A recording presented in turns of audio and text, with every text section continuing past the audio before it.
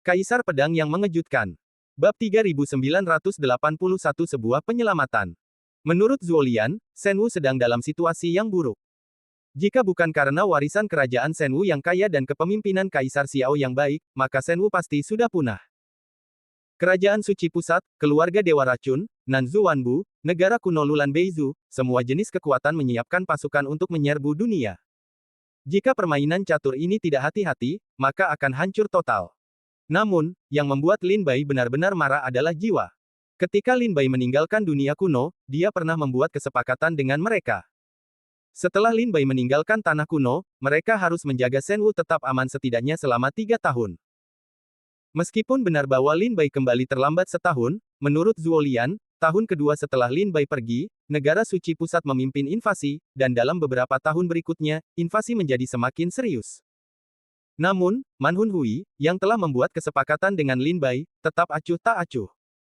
Jika Lin Bai tidak kembali tepat waktu, jika tidak, saya tidak tahu berapa banyak kerabat dan teman yang akan mati dalam perselisihan ini. Inilah alasan mengapa Lin Bai benar-benar marah. Lin Bai belum mengetahui mengapa manusia serigala itu akan berdiri dan bertanya kepada Bai Xiao Xiao dengan baik setelah kembali ke kota Kekaisaran Lingnan. Jika benar bahwa jiwa buas itu tidak akan mematuhi perjanjian, dan kerajaan Shenwu akan hampir hancur, maka menurut kata-kata Lin Bai, karena aku kembali, tidak ada orang yang seharusnya terbunuh yang dapat melarikan diri. Meskipun naga jahat itu sengaja memperlambat kecepatan dan tetap sejalan dengan kapal perang pasukan naga kerajaan, mereka tetap kembali ke kota Kekaisaran Lingnan 7 hari kemudian. Raungan. Suara nyanyian naga yang memekakkan telinga bergema di kota Kekaisaran Lingnan, yang membuat banyak orang kuat di kota Kekaisaran panik. Ketika mereka melihat tubuh naga itu melingkar di awan, mereka semua kagum. Itu naga. Sudah lama sekali sejak kita melihat naga di Tiongkok kuno. Apa yang dilakukan pria Jiaolong yang kuat ini di kota Kekaisaran Lingnan? Banyak orang kuat berseru. Saat berikutnya, tubuh naga itu menghilang di langit. Zuolian meminta Ni Xiong dan yang lainnya untuk memimpin pasukan Yulong kembali ke pangkalan, dan dia mengikuti Lin Bai ke kota. Lin Bai tidak memasuki kota Kekaisaran Lingnan dengan gembar-gembor, tetapi masuk dari gerbang kota seperti orang biasa. Di sebelah kiri, dia mengikuti naga jahat, dan di sebelah kanan mengikuti Zuolian, Li Chou dan Lin Ye. Berjalan ke kota, kota Kekaisaran Lingnan telah diperluas beberapa kali dengan kerajaan Shenwu. Kota ini sangat megah, dan penduduk di kota itu telah melewati ratusan juta, dan mereka sekuat awan. Jalanan dipenuhi orang-orang kuat yang membawa kematian dan kesengsaraan. Ketika Lin Bai berada di jalan, kepala botak di sudut jalan itulah yang membuat mata Lin Bai bersinar. Mereka semua adalah para petapa Shizu yang datang ke kota Kekaisaran Lingnan, juga dikenal sebagai petapa, kutu tuo, kubodhisattva dan sebagainya. Mereka berpakaian seperti kain perca versi pengemis, berlumuran lumpur, duduk di jalan, tangan terlipat di depan dada, melantunkan kata-kata dan melantunkan kitab suci. Meskipun mereka seperti pengemis, Lin Bai juga menemukan bahwa orang yang lewat menunjukkan rasa hormat yang besar kepada mereka. Dia bahkan melihat bahwa beberapa orang tua dan orang muda dengan pakaian bangsawan akan berhenti untuk memberikan beberapa sumber daya kultivasi. Dalam waktu singkat, para petapa ini mendapatkan lebih banyak sumber daya pelatihan daripada para siswa di rumah Tianzi. Ada petapa di sana-sini. Itu hanya kesenangan. Duduk di jalan, membaca sutra dengan santai, seseorang datang untuk menambahkan dupa. Siapa yang tidak iri dengan hal yang begitu baik? Saya masih ingat ketika Lin Bai berlatih, bahkan jika itu adalah pil paling dasar, dia harus menggunakan hidupnya untuk meraihnya. Tidak pernah semudah ini mendapatkannya. Lin Bai menatap para petapa ini, matanya sedikit dingin. Lin Bai menghormati Buddha dan biksu terkemuka, tetapi biksu di kota Kekaisaran Lingnan jelas bukan burung yang baik. Orang baik dan jahat, begitu juga biksu. Misalnya, ada bodhisattva dan arhat yang duduk tinggi di atas panggung teratai untuk mengasihani semua makhluk hidup, tetapi ada juga biksu jahat yang berjalan di hutan belantara. Zuolian merasakan perubahan halus di wajah Lin Bai, dan berbisik kepada Lin Bai, kakak senior Dongfang, sebagian besar biksu ini adalah murid luar kuil Buddha di Shizu. Seperti murid-murid kita di Dongzu, murid-murid gerbang luar tidak bisa mendapatkan biografi yang sebenarnya, tidak peduli itu hanya sebuah nama. Dengan nama para murid di luar kuil Buddha, mereka menjadi pertapa di tanah Buddha Shizu. Dengan nama para murid gerbang luar kuil Buddha, mereka akan diterima oleh para tetua keluarga setempat yang dihormati saat mereka berjalan di kota manapun di tanah Buddha Shizu. Bukan hanya para pertapa, tetapi juga para biksu Buddha di kota Kekaisaran Lingnan. Mereka berkhotbah bahwa, jika Kaisar Xiao tidak menyerah kepada negara suci pusat, itu akan membawa kehancuran ke tanah kuno. Banyak angin bertiup di kota Kekaisaran Lingnan, memaksa banyak menteri di istana kekaisaran untuk membalikkan pedang mereka dan membujuk Yang Mulia untuk menyerah kepada negara suci pusat. Lin Bai bertanya tanpa ekspresi, para biksu ini memecah belah kerajaan Shenwu. Mengapa mereka tidak menyentuh pasukan untuk menekannya? Apakah Sungai Chu masih berdiri? Zuo Lian menggelengkan kepalanya sambil tersenyum masam, tentu saja, Raja Chu tidak bisa mentolerir para biksu ini memecah belah kerajaan Shenwu. Pada awalnya, Raja Chu memimpin 100.000 pasukan Chu ke kota. Dia ingin membunuh semua biksu atau mengusir mereka keluar dari kota. Namun sebelum Raja Chu memulai, ratusan menteri berani datang dan menghentikan Raja Chu. Di pengadilan hari berikutnya, para menteri ini bahkan mendakwa Raja Chu dengan nama, mengklaim bahwa dia mendukung pasukan dan menghormati dirinya sendiri, dan sombong. Terlebih lagi, dia bahkan mengatakan bahwa Raja Chu memiliki niat untuk bersekongkol melawan Kaisar. Ratusan ribu pasukan Chu memasuki kota untuk memaksa istana. Kemudian, buku rakyat di kota Kekaisaran Lingnan dipersembahkan. Puluhan ribu keluarga di kota Kekaisaran mengundang Yang Mulia Xiao Di untuk memanggil kembali Raja Chu. Namun hal baiknya adalah Raja Chu telah mengikuti Yang Mulia Xiao Di selama bertahun-tahun. Yang Mulia tahu bahwa Raja Chu tidak memberontak. Di istana, ia menanggung tekanan dari semua pejabat dan mempertahankan aliran Sungai Chu. Namun meskipun demikian, Yang Mulia harus menghukumnya untuk tinggal di rumah selama setahun. Dengan pemakzulan Raja Chu oleh pejabat istana, bahkan jika beberapa orang yang setia dan berani melihat bahwa para biksu ini memiliki motif tersembunyi, mereka tidak akan berani berbicara. Namun Yang Mulia Xiao harus berpikir keras untuk menghadapi invasi pasukan Nanzu, Beizu, dan negara suci pusat, dan para biksu di kota kekaisaran terseret turun hari demi hari. Setelah mendengar ini, wajah Lin Bai menjadi muram dan bertanya, apakah para biksu ini datang ke kota kekaisaran Lingnan untuk melakukan kejahatan seperti itu? Apakah kamu tahu tentang itu? Zuo Lian menggelengkan kepalanya, kuil Foyuan adalah salah satu dari 3 kuil Buddha di Shizu. Ada banyak sekali pengikut di kuil, dan ada begitu banyak pengikut luar. Kakak senior Dongfang, tanah Buddha berbeda dari Dongzu kita. Di tanah Buddha Shizu, selama kamu taat kepada Buddha, kamu bisa menjadi murid kuil Buddha. Tidak berlebihan untuk mengatakan sepertiga dari semua praktisi dan makhluk hidup yang tak terhitung jumlahnya di tanah Buddha Shizu adalah murid luar kuil Foyuan. Ada begitu banyak penganut di kuil. Kuil itu bisa mengatur begitu banyak orang. Lin Bai menghela nafas, masalah internal dan eksternal, Xiao Xiao telah banyak menderita dalam beberapa tahun terakhir. Bab 3982, orang-orang tidak bisa tidur, rambut sang jenderal memutih dan para prajurit menangis. Berjalan di kota, Lin Bai melihat banyak pertapa. Sebenarnya, pencapaian para biksu pertapa ini tidak tinggi. Kebanyakan dari mereka berada di alam bijak Yin dan Dewa Yang. Hanya sedikit dari mereka yang memiliki alam hidup dan mati serta alam kematian dan pemberontakan. Adapun para biksu pertapa, Lin Bai belum melihat satupun dari mereka. Namun tanpa kecuali, para pertapa ini dikelilingi oleh sejumlah besar orang percaya.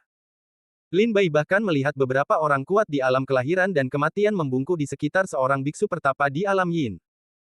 Tampaknya dia mengundang pertapa itu untuk pulang untuk berkhotbah, dan dia mengeluarkan banyak harta. Melihat ini, Lin Bai menggelengkan kepalanya. Lin Bai belum pernah ke tanah Buddha Shizu. Jika tidak ada perang, dia jarang melihat para biksu di Dongzu. Oleh karena itu, Lin Bai tidak dapat memahami bagaimana para biksu ini menangkap begitu banyak orang percaya. Apakah hanya karena keyakinan? Kekuatan keyakinan dan kekuatan dupa memang merupakan kekuatan yang paling menakutkan di dunia ini. Lin Bai tidak tahu banyak tentang tanah dan biksu Buddha di Shizu, tetapi di sepanjang jalan, naga jahat, yang diam di belakangnya, mengambil inisiatif dan berkata dengan suara rendah di samping telinga Lin Bai, "Tuan, budak tua itu telah menemukan sesuatu yang aneh. Aku tidak tahu apakah harus berbicara dengan benar atau tidak." Lin Bai berkata sambil tersenyum, "Bicaralah." Ya. Tampaknya ketika para biksu keluar dari kota, mereka merasakan kekuatan jahat dari naga itu. Ketika kita melewati seorang biksu tadi, kekuatan ini membuat budak tua itu melawan. Itu semacam kekuatan perbudakan yang tampaknya ditularkan melalui kitab suci yang mereka baca di mulut mereka. Itu perasaan yang aneh, tetapi aku benar-benar merasakannya. Itu seperti naga jahat itu mengerutkan kening, tetapi tidak jelas kekuatan apa itu. Meskipun naga jahat itu adalah yang kuat di alam Tao Jiuji, hanya ada sedikit pengikut Buddha di makam dewa, dan mereka tidak tahu banyak tentang agama Buddha. Tetapi ketika Lin Bai mendengar kata-kata naga jahat itu, matanya berbinar dan dia berkata dengan suara rendah, ini seperti Beyond. Seketika, mata naga jahat itu menyala dan berkata dengan tergesa-gesa, ya, ini seperti transendensi. Di dunia fana, orang-orang mendarat dan jiwa mereka kembali ke Jiuquan. Namun, setelah beberapa orang meninggal, keluarga kaya dan bangsawan akan mengundang para penyihir untuk meninggal. Mereka melantunkan rahasia Buddha dan berkomunikasi dengan dunia bawah. Sepanjang jalan, jiwa-jiwa akan dikawal oleh cahaya keemasan Buddhisme. Sepanjang jalan, hantu dan roh kepala sapi akan dihormati. Ini adalah transendensi. Sekarang, kekuatan misterius yang dirasakan oleh naga jahat di kota Kekaisaran Lingnan tampaknya menyihir dan meyakinkan. Perasaan seperti ini seperti di dunia nyata. Melampaui orang mati adalah masalah jasa dan kebajikan yang besar bagi para biksu terkemuka. Tetapi jika Anda hidup melampaui kemampuan Anda, itu bukan masalah jasa, itu adalah metode sihir. Mata Lin Bai tajam. Meskipun Lin Bai tidak tahu banyak tentang tanah Buddha di Shizu, dia juga tahu bahwa itu tidak diragukan lagi membunuh orang dengan pisau tumpul, bahkan lebih mengerikan. Di tanah Buddha Shizu, melampaui yang hidup juga merupakan hal yang tabu. Karena mereka menggunakan hukum dan sihir yang jahat, para petapa ini tidak pandai dalam hal janggut. Karena pendatang itu tidak baik, mengapa takut padanya? Saya ingin menjadi seorang biksu. Saya berbelas kasih. Saya tidak ingin membiarkan pisau dan kapak jatuh ke tangan para biksu, tetapi sekarang tampaknya jika Anda tidak memiliki pisau dan kapak, Anda tidak dapat membuat dunia menjadi damai. Lin Bai berbisik, dan tiba-tiba wajahnya menjadi dingin, Zuolian. Zuolian dengan cepat mengepalkan tinjunya dan berkata dengan hormat, kakak senior Dongfang, tolong beritahu saya. Zuolian tentu saja tahu perasaan Lin Bai terhadap negara Shenwu. Karena dia kembali dan melihat negara Shenwu dalam kesulitan seperti itu, dia pasti akan mencoba memecahkan situasi. Sekarang Lin Bai membuka mulutnya, dia pasti punya sesuatu yang penting untuk diberitahukan kepadanya. Lin Bai berkata dengan suara dingin, pergilah ke istana Raja Chu dan berikan perintah kepadaku bahwa Sungai Chu akan dengan gegabah mengirim 200.000 pasukan elit Chu. Kalian harus memasuki kota sebelum pagi hari besok. Semua perwira dan prajurit akan berbaris di luar istana kekaisaran dan menunggu perintahku. Selain itu, Chu Jiangliu diperintahkan untuk mengatur 300.000 pasukan Chu untuk mengepung kota kekaisaran Lingnan. Tanpa perintahku, tidak ada biksu yang bisa dibebaskan. Jika ada penyusup, tidak ada yang akan dibebaskan. Para biksu masih pejabat penting di istana, dan mereka semua akan dipenggal terlebih dahulu dan kemudian diumumkan. Jika Kaisar Xiao mengejar, aku akan menanggung semuanya. Mata Zuolian bersinar dan wajahnya terkejut. Dia tidak menyangka Lin Bai akan melawan para biksu saat dia kembali ke dunia pertama kota Kekaisaran Lingnan. Kita harus tahu bahwa para biksu ini telah mendapatkan kembali sejumlah besar pengikut di kota Kekaisaran Lingnan. Di antara para pengikut ini, tidak hanya ada keluarga-keluarga yang kuat di kota Kekaisaran Lingnan, tetapi juga pejabat-pejabat penting di istana kekaisaran. Bahkan jika Chu Jiangliu ingin berurusan dengan para biksu ini, dia dimakzulkan oleh pejabat-pejabat penting di istana kekaisaran. Kaisar Xiao harus menghukum Chu Jiangliu karena berpikir tentang 1 tahun di balik pintu tertutup untuk memberi contoh. Sekarang setelah Lin Bai kembali, dia segera memerintahkan Sungai Chu untuk membawa 200.000 pasukan elit Chu ke kota, dan 300.000 pasukan Chu diizinkan untuk memblokade kota kekaisaran di Lingnan. Seorang biksu tidak dapat dibebaskan. Tampaknya dia akan menyerang para biksu. Silakan.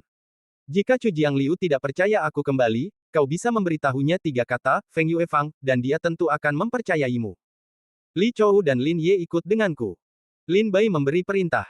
Ya. Zuolian menerima perintah dan segera pergi. Li Chou dan Lin Ye mengikuti Lin Bai sambil terkekeh. Lin Ye dan Li Chou memiliki banyak kesamaan. Mereka ganas dan mendominasi. Mereka adalah jenderal yang kuat di ketentaraan. Namun, Tuhan telah memberimu kekuatan supernatural yang tak tertandingi, dan mereka akan mengambil sesuatu darimu. Kekurangan terbesar mereka adalah mereka tidak terlalu fasih. Jika mereka tinggal dengan orang asing di ketentaraan, mereka tidak akan berbicara sepatah kata pun bahkan selama setahun. Kakak senior Dongfang. Li Chou berteriak gembira. Zuolian dan yang lainnya baru saja hadir. Keduanya agak menahan diri. Bagaimanapun, Zuolian sekarang adalah jenderal pasukan naga kekaisaran. Mereka adalah bawahan. Sebagai jenderal, mereka tentu memiliki martabat mereka sendiri. Jika bawahan berani bersikap sesuka hati, bagaimana mereka bisa membangun gengsi militer mereka? Kalian berdua jauh lebih kuat. Lin Bai menghampiri dan menepuk bahu mereka dan berkata sambil tersenyum, "Baiklah, prestasi kalian juga meningkat. Mereka semua telah memasuki ranah posisi tertinggi." Li Chou berkata, "Semua ini berkat Yang Mulia Xiao." Lin Ye menatap Lin Bai, matanya gembira dan bahagia, tetapi dia tidak berbicara. Naga jahat itu menatap Lin Ye, matanya berbinar, dan tampaknya merasakan ada kekuatan yang kuat di tubuh Lin Ye, yang perlahan-lahan terbangun. Itulah kekuatan abadi dari klan iblis. Sungguh menakjubkan. Mari kita kembali ke Istana Pedang terlebih dahulu, dan kemudian memasuki istana. Lin Bai tidak segera memasuki istana, tetapi berencana untuk kembali menemui Lin Duo dan Li Subai. Bagaimanapun, Lin Bai kembali dengan harta Li Subai untuk memulihkan tubuhnya. Dia harus memberikannya kepada Li Subai sesegera mungkin. Sekarang, negeri kuno itu sedang kacau balau. Lin Bai harus membiarkan keluarganya memiliki kekuatan untuk melindungi dirinya sendiri. Untungnya, Lin Bai tidak jauh dari Istana Pedang, jadi dia langsung pergi. Bab 3983, Perintah. Tentara keluarga Chu memasuki kota. Di Istana Raja Chu, Chu Jiangliu sedang duduk di paviliun. Wajahnya, yang telah melalui waktu yang lama di medan perang, memiliki jejak tahun yang sulit disembunyikan. Dia lebih muda dari Lin Bai, tetapi sekarang Lin Bai masih muda, dan Sungai Chu tampaknya telah mencapai usia parubaya. Duduk di paviliun, Chu Jiangliu, memegang buku perang dan taktik, terkadang mengerutkan kening dan terkadang tampak bahagia. Tampaknya dia memiliki pandangannya sendiri tentang seni perang. Tetapi setelah membaca sebentar, Sungai Chu tidak dapat menyembunyikan kesabarannya. Dia mengerutkan kening dan melemparkan buku militer di atas meja. Dia bangkit dan membawa tangannya. Dia menatap dunia di luar istana Chu. "Tuan, saya masih tidak bisa tenang." Pada saat ini, seorang wanita cantik, yang merupakan putri kelima kerajaan Shenwu, juga merupakan istri Chu Jiangliu dan memiliki seorang putra untuknya. Negara kuno Lulan di Beizu siap untuk bergerak. Pangeran Qilin secara pribadi memimpin 1 juta pasukan untuk mendekati Dongzu. Keluarga Dewa Racun Nanzu telah bersatu dengan Wanbu di Antartika dan siap berangkat. Keluarga Dewa Racun memiliki racun untuk membunuh semua makhluk hidup dalam jarak jutaan mil dari perbatasan.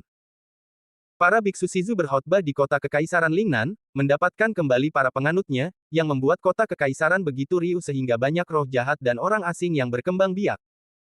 Di pasukan Yutian, pasukan Yulong, dan pasukan Chu, ada jenderal yang memimpin pasukan dan menghukum negara Shenwu. Mereka melarikan diri ke luar negeri dan berkolusi dengan sisa-sisa kejahatan dinasti penyihir agung dan dinasti lainnya untuk membentuk pasukan pemberontak. Shenwu sekarang menderita masalah internal dan eksternal. Sebagai Raja Chu dan Pangeran Shenwu yang unggul, Yang Mulia Xiao memujaku sebagai jenderal seluruh wilayah. Aku hanya bisa duduk di rumah dan membaca buku. Sungai Chu mengalir lebih banyak berpikir lebih banyak gas, mengangkat tangan, semua buku perang di atas meja semuanya menjadi bubuk. Kelima putri yang ketakutan menggigil, bunga itu tampak pucat. "Jangan khawatir, suamiku. Semuanya akan berlalu." Putri kelima berbicara dengan lembut, pergi ke Sungai Chu, dan dengan lembut menempel di punggungnya. Merasakan kelembutan dari kelima putri itu, kemarahan Chu Jiangliu di dalam hatinya berangsur-angsur menghilang. Dia duduk di bangku, meraih dahinya, dan tampak khawatir dan gelisah. "Suamiku, bahkan jika dia ingin memimpin pasukan untuk berbaris, aku pikir para pegawai negeri di Istana Kekaisaran itu tidak akan setuju. Lagi pula, terakhir kali mereka memakzulkanmu, mereka mengatakan bahwa kamu mendukung tentara dan menghormati dirimu sendiri.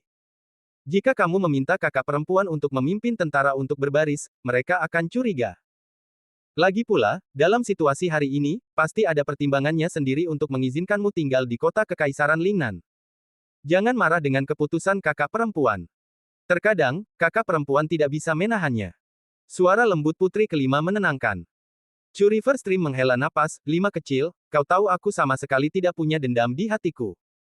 Aku juga tahu bahwa Kaisar Xiao tidak mudah. Dalam beberapa tahun terakhir, masalah dalam dan luar negeri Shenwu telah menghancurkan hati Yang Mulia. Yang Mulia tahu kesetiaanku dan aku tidak akan memberontak. Aku juga tahu bahwa Yang Mulia menghargai aku dan tidak akan mengambil alih kekuatan militerku. Bahkan aku tahu apa tujuan Kaisar Xiao tinggal di kota Kekaisaran Lingnan." Alis pedang Chu River mengalir ke atas, dan kekuatan serta ki tumbuh. Putri kelima bertanya, "Apakah kau tahu mengapa kakak perempuan ingin menahanmu di kota Kekaisaran Lingnan?" Chu River Liu berkata sambil tersenyum, "Itu wajar. Meskipun Kaisar Xiao tidak mengatakannya dengan jelas, aku telah mengenal Yang Mulia selama bertahun-tahun dan aku tahu temperamennya. Para biksu melantunkan kitab suci Buddha di kota Kekaisaran Lingnan, mendapatkan kembali banyak penganut agama, dan bahkan beberapa jenderal dan menteri dalam ketentaraan. Seperti yang telah Anda lihat sebelumnya, banyak jenderal pergi bersama pasukan mereka dan menjadi pasukan pemberontak, dan saya dimakzulkan bersama oleh para menteri pemerintah pusat ketika saya ingin melenyapkan para biksu. Jadi tampaknya Yang Mulia Xiaodi telah membungkam saya selama setahun dan meminta saya untuk memikirkan kesalahan saya di balik pintu tertutup. Namun sebenarnya, Yang Mulia tahu bahwa begitu saya meninggalkan kota Kekaisaran Lingnan, kota Kekaisaran akan kacau balau. Desas-desus tentang Sungai Chu jatuh ke tanah dengan suara, nyaring, dan kuat. Begitu saya meninggalkan kota Kekaisaran Lingnan, tidak ada yang bisa menekan para gangster di kota Kekaisaran. Para biksu, menteri, dan jenderal yang berkomplot melawan kejahatan akan semakin merajalela. Pada saat itu, diperkirakan kota Kekaisaran akan kacau balau. Oleh karena itu, bahkan setelah batas waktu bagi saya untuk menghabiskan 1 tahun di balik pintu tertutup, Yang Mulia Xiao tidak mengizinkan saya memimpin pasukan. Oleh karena itu, bahkan jika Kaisar Xiao berada di bawah tekanan semua pejabat, dia hanya menghukum saya dengan hukuman penjara 1 tahun, dan tidak mengambil alih kekuatan militer saya. Karena begitu saya meninggalkan kota Kekaisaran akan kacau balau. Tetapi kata-kata ini Yang Mulia Xiao tidak dapat katakan kepada saya. Begitu dia mengatakannya, tembok itu akan memiliki telinga. Begitu terekspos, itu akan menyebabkan badai di kota Kekaisaran. Putri kelima berkata dengan tergesa-gesa, karena kamu tahu penderitaan kakak perempuan, mengapa kamu tidak tinggal dengan tenang di kota Kekaisaran? Melihat kelima putri itu, Chu Jiangliu berkata dengan jujur, Xiao Wu, aku adalah pangeran kelas atas negara Shenwu, dan Jenderal Shenwu di bawah meterai Kaisar Xiao. Sejak saat itu, kehidupan Sungai Chu telah dihubungkan dengan seluruh wilayah Shenwu. Siapapun yang berani menginjak-injak wilayah kerajaan dewa kita menginjak-injak hidupku. Aku tidak bisa membiarkan Nanzu, Beizu, Shizu Fortuna dan gangster lainnya, orang-orang biasa, merajalela di depanku. Kata Chu River dengan gembira, dengan kekuatan di tangannya, meja batu di paviliun itu hancur. Putri kelima maju dan membelai punggung Sungai Chu untuk meredakan amarahnya. Chu Jiangliu tidak dapat menggelengkan kepalanya dan berkata, Nanzu, Beizu, banyak kekuatan telah bersatu untuk membangun pasukan dan menyerbu dunia. Sebagai seorang jenderal kerajaan Shenwu, aku hanya bisa berjongkok di kota Kekaisaran Lingnan. Tahukah kau betapa frustrasinya aku? Jika tidak ada biksu di kota Kekaisaran Lingnan, jika Yang Mulia Xiaodi memberiku 100.000 tentara, aku pasti akan membunuh Pangeran Qilin di Beizu dan melucuti baju besinya, dan keluarga Dewa Racun akan melarikan diri dengan tergesa-gesa. Dia memiliki keberanian untuk menyerbu perbatasan kita, benua selatan dan utara. Untuk mencari kuburan. Sungai Chu mengalir lagi dengan marah, kekuatan yang melonjak meledak, seluruh paviliun hancur. Meskipun putri kelima ketakutan, dia segera sadar kembali, karena dalam 2 atau 3 tahun terakhir, Sungai Chu mengalir lebih dari sekali marah karena perang. Tentu saja, aku tahu bahwa suamiku sangat kuat dan tidak ada tandingannya dalam hal militer. Tetapi sekarang Raja Pedang tidak berada di kota Kekaisaran Lingnan. Hanya prestasi militer suamiku yang terkumpul selama bertahun-tahun di kota Kekaisaran yang dapat menekan beberapa orang dengan motif tersembunyi di kota Kekaisaran. Putri kelima berkata dengan suara lembut, suamiku juga, harus menganggap situasi keseluruhan sebagai yang paling penting. Kerajaan Shenwu bukan hanya tanah yang diperebutkan oleh kakak perempuan itu sendiri, tetapi juga upaya keras dari suami dan Tuan Pedang. Chu Jiangliu tidak punya pilihan selain mendesah, jika aku tidak peduli dengan situasi keseluruhan, aku akan memerintahkan Jenderal Chu untuk membantai para pendeta di kota 2 tahun lalu. Jika aku mengabaikan situasi keseluruhan, 2 tahun lalu Nanzu dan Beizu menyerbu perbatasan, aku secara pribadi akan memimpin pasukan untuk dibunuh ke negara kuno Lulan, dan memotong Kaisar Lulan dari sofa naga. Ah! Sungai Chu menghela nafas lagi dan lagi, mengerutkan kening dan menunjukkan warna lelah yang kuat, 5 kecil, aku ingin memimpin pasukan untuk berperang. Aku ingin pergi ke orang-orang yang telah melanggar wilayahku, menghancurkan tulang dan membangkitkan abu, menggali kuburan dan mencambuk mayat. 5 putri berkata dengan suara lembut, tunggu saja Tuan Pedang kembali dengan baik.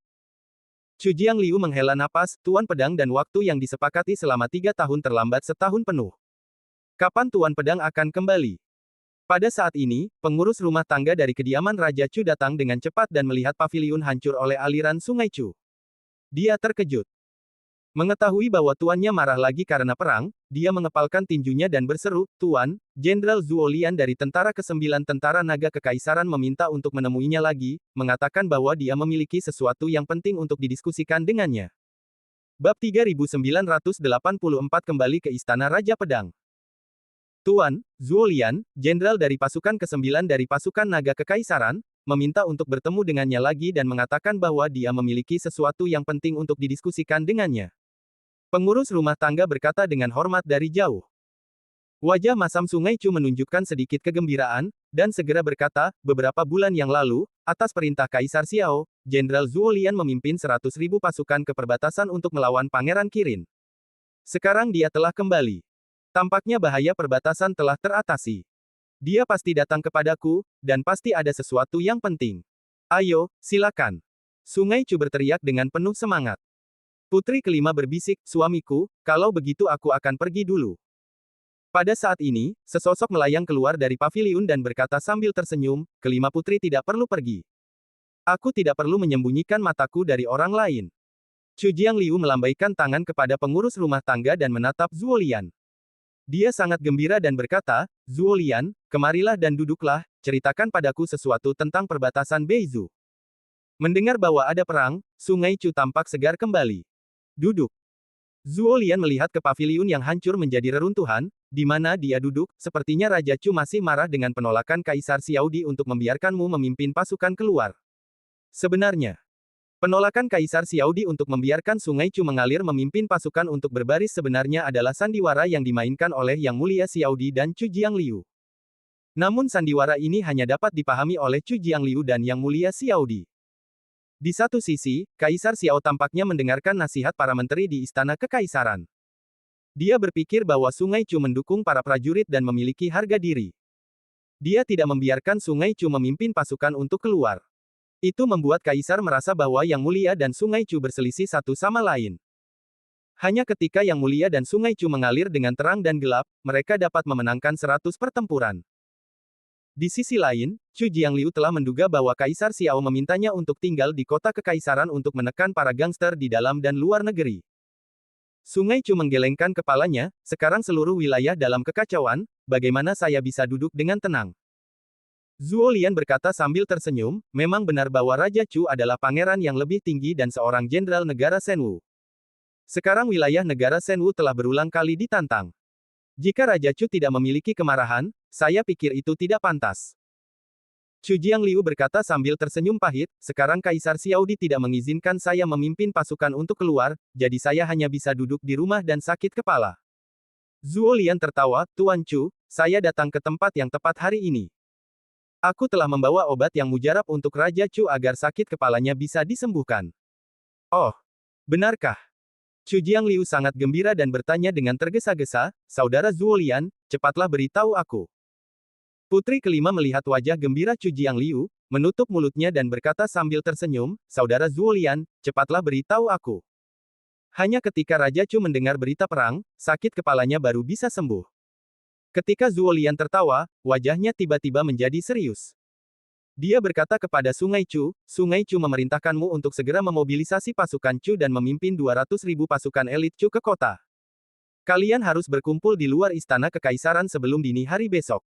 Selain itu, 300.000 jenderal Chu akan dikirim untuk mengepung kota kekaisaran, dan tidak ada biksu yang bisa dibebaskan.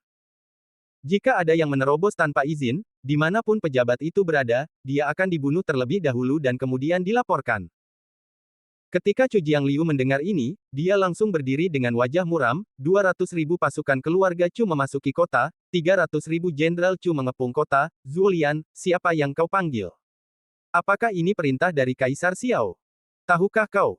Jika bukan karena perintah Kaisar Xiao, itu akan menjadi bencana bagiku. Jika aku mengerahkan pasukan Chu untuk mengepung kota dan memimpin pasukan secara langsung ke kota, aku akan dianggap akan memaksa istana untuk memberontak. Keluarga Chu kami setia kepada kerajaan Shenwu selama beberapa generasi. Sungai Chu tidak akan pernah melakukan tindakan seperti itu, membunuh raja dan menghancurkan tuan. Kelima putri itu juga kata-kata Zuolian, takut di seluruh tubuh menggigil, bunga itu tampak pucat.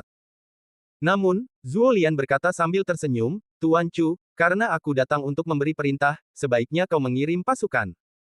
Memang benar bahwa perintahku tidak dikeluarkan oleh Yang Mulia Xiao Di, tetapi dikeluarkan oleh orang lain. Diperkirakan bahkan Kaisar Xiao tidak berani membantah apa yang dikatakan penduduk. Sungai Chu mengalir dan kelima putri itu tampak sedikit mengendur, kedua orang itu memiliki warna kegembiraan yang besar di wajah mereka. Apakah itu? Chu Jiangliu sangat gembira dan bertanya kepada Zuo Lian. Zuo Lian berkata sambil tersenyum, ya, itu adalah orang yang ada di hati Raja Chu.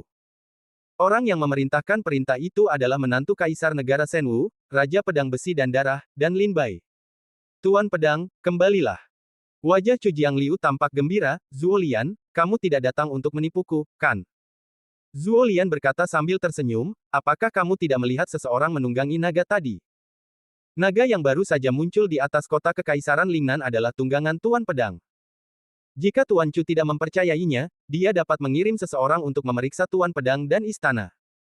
Jika saya tidak salah, Tuan Pedang sedang dalam perjalanan kembali ke Istana Pedang atau sedang dalam perjalanan ke istana. Oh, ya. Tampaknya penguasa pedang sudah mengira bahwa Anda mungkin tidak akan percaya padaku, jadi dia mengatakan kepadaku bahwa jika Raja Chu tidak percaya bahwa penguasa pedang telah kembali, biarkan aku memberitahunya 3 kata. 3 kata itu? Tanya Chu Jiangliu. Zuo Lian berkata sambil tersenyum, Feng Yue Fang. Mendengar 3 kata ini, Chu Jiangliu segera memastikan bahwa Lin Bai lah yang kembali. Seketika, wajah Sungai Chu menjadi hitam dan berteriak, ayo. Seketika, 10 perwira dan prajurit melompat keluar dari istana, berlutut di depan Sungai Chu, dan dengan hormat berseru, tolong beritahu aku. Sungai Chu berkata dengan dingin, menurut perintah Raja Pedang, pasukan pertama, kedua, ketiga, keempat, dan kelima Jenderal Chu diperintahkan untuk segera berkumpul. Pasukan pertama dan kedua mengikutiku ke kota Kekaisaran.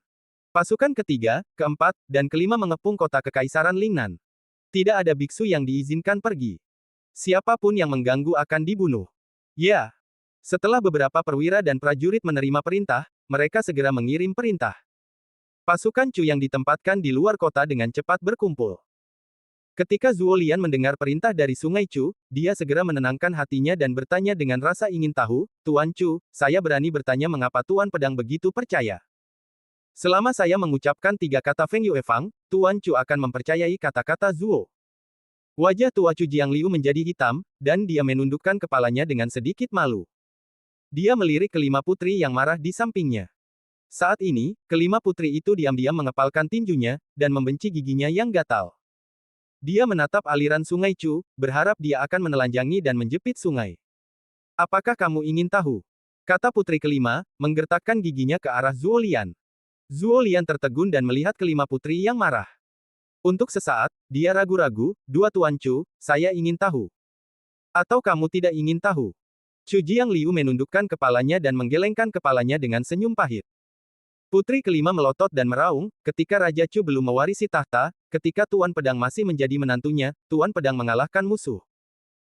Ketika dia kembali ke ibu kota Kekaisaran untuk merayakan jasanya yang berjasa, Raja Chu membawa Tuan Pedang untuk mengunjungi King Lou, yang disebut Feng Yue Fang. Kemudian, Yang Mulia Xiao Di mengetahui bahwa dia memimpin 100.000 pasukan dan hampir meratakan lapangan Feng Yue. Pada saat itu, seluruh kerajaan Shenwu tahu bahwa menantu Pangeran Chu dan menantu putri tertua telah pergi ke gedung King Lou. Karena alasan ini, pantat Raja Chu telah dibuka oleh Pangeran Tua. Zuo Lian gembira dan berseru dengan gembira, Tuan Chu, apakah Anda dan Tuan Pedang masih memiliki masa lalu yang romantis? Haha, ketika kita masih muda, kita biasa melihat bunga cangan. Senyum Chu Jiangliu bebas dan santai, dan matanya mengingatkan. Bahkan ekspresi lama di wajahnya telah memulihkan sebagian surong guang. Tampaknya dia kembali ke malam ketika dia dan Lin Bai memberikan kontribusi pada Hari Nasional Shenwu di Lingdong. Aliran Sungai Chu malam itu bukanlah Raja Chu, seorang jenderal terkenal di Tiongkok kuno. Lin Bai tidak menanggung begitu banyak beban berat malam itu. Namun sekarang, yang satu telah menjadi jenderal negara Shenwu. Dia memuja Pangeran Cao Pin. Dia berpikir untuk melindungi keluarganya dan menjaga wilayahnya siang dan malam. Yang lain muncul di depan Protos raksasa dan menanggung kebencian klan Tuntian dan Senzu raksasa. Bab 3985, jika pikiranmu tidak damai, bagaimana kamu bisa membawa kedamaian ke dunia? Karena Li Subai dan Lin Duo pindah ke Istana Pedang tidak begitu mati. Aku ingat ketika Lin Bai kembali ke kerajaan Shenwu sebelumnya, meskipun Xiao Di akan mengirim seseorang untuk membersihkan halaman setiap bulan, dia bisa masuk ke dalamnya, yang masih membuatnya merasa aneh. Setidaknya kali ini, perasaan aneh ini berangsur-angsur menghilang dari hati Lin Bai. Di rumah besar, para gadis pelayan dan pelayan dari setiap halaman sibuk, dan penjaga berdiri di pintu. Lin Bai tidak masuk dari pintu, memegang token Istana Pedang. Lin Bai menerobos susunan Istana Pedang secara langsung, memasukinya, dan merasa tersebar. Dia segera menemukan jejak Lin Duo dan Li Subai. Setelah Perang Dunia Pertama di Kerajaan Suci Pusat, Lin Duo, Li Subai dan 18 Dewa Taoshan pindah ke Istana Pedang. Pada saat yang sama, saudara-saudara dan teman-teman Lin Bai juga berada di Istana Pedang. Ada begonia besi, elemen merah dan sebagainya. Untungnya, ketika Kaisar Xiao membangun Istana Pedang, halamannya cukup luas untuk menampung puluhan ribu orang. Lin Bai tidak mengganggu orang-orang, jadi dia datang ke halaman Lin Duo dan Li Subai. Lin masih dalam tahap penyembuhan. Tidak mudah untuk melihat berapa banyak orang yang dapat menembus batas bawah semut. Naga jahat itu mengikuti Lin Bai dan berkata dengan lembut. Wajah Lin Bai menegang, dan dia kembali menatap naga jahat itu. Ini istanaku. Kamu tidak dapat melakukan apapun di sini. Jangan sebarkan persepsimu dan jelajahi orang-orang di rumah besar. Tatapan tajam Lin Bai membuat naga itu segera menarik kembali persepsinya. Dia menundukkan kepalanya dan meminta maaf, aku tahu kesalahanku. Maafkan aku. Tunggu di luar pintu. Lin Bai berkata dengan dingin, lalu membawa Li Chou dan Lin Ye ke halaman. Namun, Lin Duo berhasil menembus alam Tao, yang benar-benar mengejutkan Lin Bai. Sumber daya kultivasi benua kuno sangat buruk, dan sulit bagi seorang jenius untuk menerobos alam Tao dengan kekuatan benua kuno. Tetapi Lindor berhasil. Lin Bai tidak dapat menahan diri untuk mengingat bahwa Lin Duo, yang dulunya dikenal sebagai penyihir kendo yang belum pernah ada sebelumnya di Tiongkok kuno, dapat dilihat sekilas. Jika Lin Duo tidak terperangkap dalam penjara hitam terlalu lama, mungkin tanah kuno tidak akan mampu menahannya. Ketika Lin Bai memasuki halaman, api menyala di lampu minyak di aula. Seorang wanita muncul di api, menatap ke arah pintu, dan melihat sosok yang dikenalnya dan perlahan-lahan kabur. Dia dengan ragu-ragu memanggil, Lin Bai, apakah itu kamu? Lin Bai berjalan ke aula dan berkata sambil tersenyum, Niang, aku kembali. Li Subai yang berada di dalam api sangat gembira dan segera berteriak, Lin Duo, Lin Bai telah kembali. Lin Duo yang terkurung di dalam ruang rahasia tiba-tiba membuka matanya dan segera menerobos penghalang. Ia berada di aula dengan kilatan amarah di wajahnya. Ia melotot ke arah Lin Bai dan meraung, apa yang telah kau hadapi di makam dewa? Beraninya kau membuatku takut seperti ini. Mendengar omelan Lin Duo, Lin Bai tidak hanya tidak marah, tetapi juga merasa hangat di hatinya. Ia berkata sambil tersenyum, ayah, lihatlah, aku tidak baik-baik saja, dan aku kembali hidup dan sehat.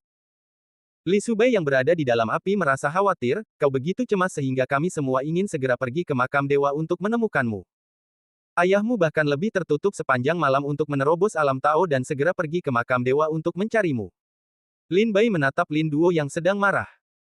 Dia menyadari bahwa Lin Duo telah memberanikan diri untuk menerobos ranah Taoisme di dunia kuno agar dapat pergi ke makam dewa untuk menemukan jejaknya. Hal ini membuat Lin Bai sedikit mencela diri sendiri dalam hatinya, lalu perlahan berkata, apakah benar-benar menemui masalah di makam dewa? Lin Duo berseru, masalah. Lin Bai, tahukah ayahanda Moruo, meskipun ibumu dan aku meninggalkanmu sangat awal, tetapi setelah melihat dari penjara hitam, kami mengerti. Jika bukan karena kamu yang menemui kesulitan, kamu tidak akan pernah mengucapkan selamat tinggal kepada kami di dalam hatimu. Ceritakan padaku apa yang terjadi. Lin Bai pergi untuk duduk dan menarik napas dalam-dalam. Dia menceritakan kepada Lin Duo dan Li Subai seluruh kisah antara klan Tuntian dan Protos raksasa. Dan juga disebutkan bahwa pemiliknya sendiri menelan roh surga. Setelah mendengar ini, wajah Lin Duo tenggelam, dan wajah Li Subai memucat karena ketakutan. Setelah mereka saling memandang, mereka berbisik, apakah pecahan itu sedang mempermainkan? Lin Bai menggelengkan kepalanya dan berkata, aku tidak berpikir pecahan itu sedang mempermainkan hantu. Jiwa penelan surga akan terbangun pada siapapun secara acak. Mungkin ini adalah kehendak surga. Li Subai berkata dengan ngeri, dewa-dewa raksasa adalah makhluk tertinggi di surga dan bumi. Lin Bai, kamu telah memprovokasi mereka, bukan? Lin Bai berkata sambil tersenyum, Niang, bukan karena aku ingin memprovokasi mereka, tetapi mereka ingin membunuhku. Lin Duo, dengan wajah muram, berkata dengan suara rendah, Lin Bai, ingatlah bahwa kamu memiliki sesuatu tentang menelan roh surga. Kamu tidak dapat memberitahu orang lain sesuka hati.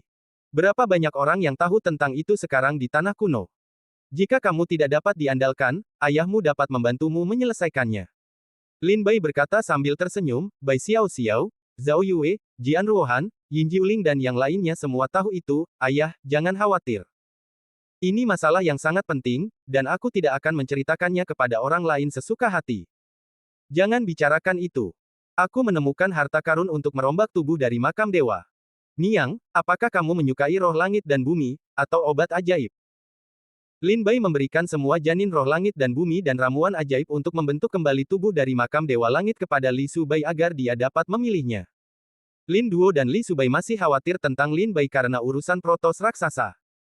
Lin Bai menghibur, ayah dan ibu, aku tidak punya jalan keluar dari masalah ini. Jika kalian ingin membantuku, kalian harus terlebih dahulu meningkatkan kultivasi kalian. Terutama ibu, kalian masih tubuh roh dan jiwa. Bahkan jika kalian mengkhawatirkanku, itu tidak akan membantu. Terlebih lagi, tidak ada jalan keluar yang tersisa setelah pembunuhan protos raksasa ini. Protos raksasa tidak akan datang ke pintu dalam waktu singkat. Aku punya cukup waktu untuk mengatur segala sesuatunya untuk dunia kuno, dan kemudian aku kembali ke dunia roh. Tingkatkan prestasi kalian sesegera mungkin untuk memastikan bahwa kalian tidak akan mati di tangan protos raksasa. Selama aku tidak mati, para dewa tidak akan menemukanmu. Lin Duo menghela napas lega. Ada lapisan kabut di wajahnya. Li Subai juga seorang pria yang dingin dan pendiam dalam cahaya. Lin Bai sekarang memiliki beberapa penyesalan karena memberitahu orang tuanya tentang para dewa raksasa dan klan Tuntian. Tetapi masalah ini sangat penting, dan Lin Bai tidak meminta Lin Duo dan Li Subai untuk menerima kenyataan ini dalam sekejap. Mereka perlu diberi waktu untuk mencerna berita itu. Semua harta karun ditinggalkan di sini, ayah dan ibu. Sekarang Shenwu khawatir di dalam dan luar negeri. Anakku akan menyelesaikan masalah sepele di Shenwu. Lin Bai mengepalkan tinjunya. Teruskan. Kaisar Xiao tidak menutup matanya dalam beberapa tahun terakhir.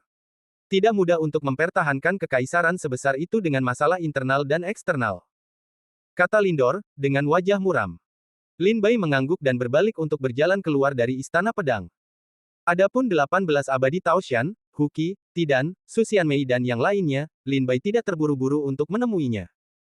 Selama masalah rumah tangga Shenwu terselesaikan, Lin Bai akan tinggal di Dongzhou selama beberapa waktu untuk membiarkan mereka mengenang masa lalu.